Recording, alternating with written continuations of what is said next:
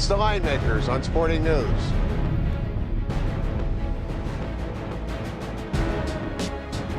Tuesday night NBA playoff basketball, Western Conference semifinals, Game 5 at San Antonio. Spurs, Warriors. Spurs adjusted price $3 plus $2.50 on the Warriors. Welcome to the Linemakers on Sporting News. I'm Micah Roberts with Rick Herron. Rick, this has been an absolutely fantastic series, and I think what I've learned most of all, besides seeing some deficiencies in the Spurs game, is that I've respected the Warriors a lot more because I've seen them grow as a team. In Game 4, I don't think there's any more indicator that shows that they were able to play a slow-down game as well as a fast game. Well, Micah, 97-87 in overtime, right? Yes. I mean, the game still went 15 points under the total. That's not the Warriors' style. The Warriors went from the 9-minute mark of the first quarter, they went 6 minutes and 48 seconds and didn't score a point. And from that point in the first quarter, with 9 minutes left in the first quarter, till the end of the first half, Stephen Curry and Klay Thompson had 0. And they still found a way to win the game in overtime. And part of that is Harrison Barnes.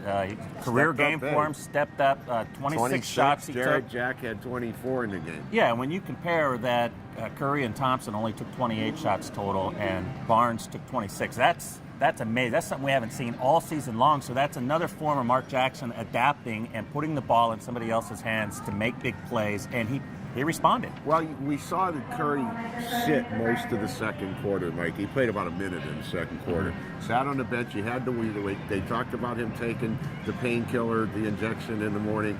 You had to wonder after sitting the second quarter if he's even going to come back and play in the second half, and he came out huge in the third quarter, and they got back into the game, forced it into overtime, beat the Spurs at their game. Yes.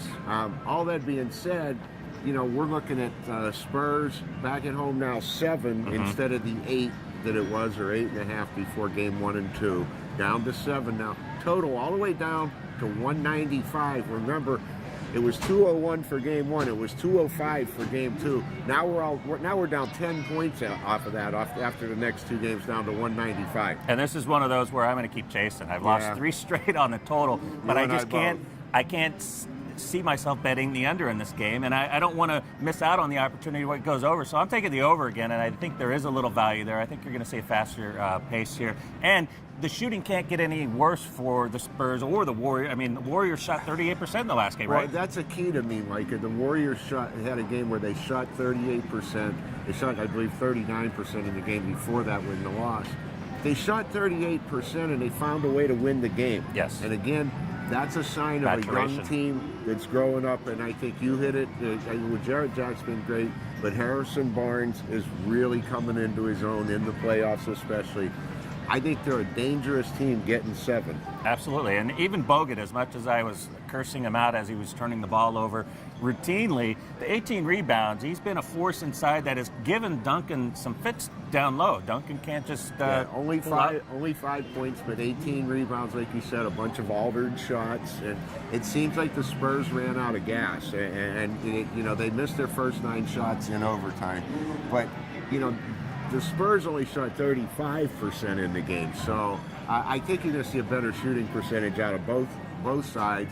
I like the Warriors, and again, I'm going down with you on the total. Yeah, we got to go down swinging. I'm playing it over. Go down swinging. Now, the favorite in this series in the first 4 games has not covered the spread. It's been all underdogs. And the Warriors 8-1 against the spread in the playoffs. And 12 of their 13. Hot coming in, remain hot. They've been covering. If you've been backing the Warriors all the way, no reason to jump off yet. They're finding new ways to win. We like the Warriors to win and the game to go over. Thanks for watching.